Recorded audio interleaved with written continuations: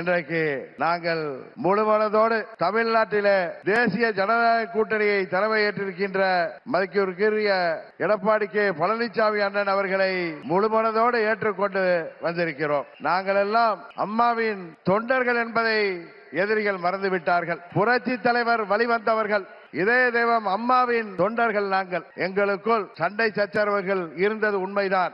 ஆனால் தமிழ்நாட்டின் நலனை கருதியும் அம்மா மக்கள் முன்னேற்ற கழகத்தின் நலனை கருதியும் மாண்புமிகு பிரதமர் அவர்களின் அழைப்பை ஏற்று நாங்கள் எங்கள் மனதிலே இருந்த எல்லா கோபதாபங்களையும் விட்டுவிட்டு 21 நம்மால் முடியாமல் போன அம்மாவின் ஆட்சியை உறுதியாக தமிழகத்திலே ஏற்றிட உருவாக்கிட எந்த ஒரு மனமாச்சரியமும் இன்றி, எந்த ஒரு தயக்கமும் இன்றி, எந்த ஒரு குழப்பமும் இன்றி இந்த கூட்டணியின் வெற்றிக்காக அம்மா மக்கள் முன்னேற்ற கழகத்தின் ஒவ்வொரு தொண்டரும் தமிழ்நாடு முழுவதும் அயராது பாடுபடுவான் என்கிற உறுதியை மாண்புமிகு பிரதமர் அவர்களுக்கும் எதிர்க்கட்சி தலைவர் மாண்புமிகு எடப்பாடி பழனிசாமி அவர்களுக்கும் இந்த நேரத்தில் நான் சொல்லிக் கொள்கிறேன்.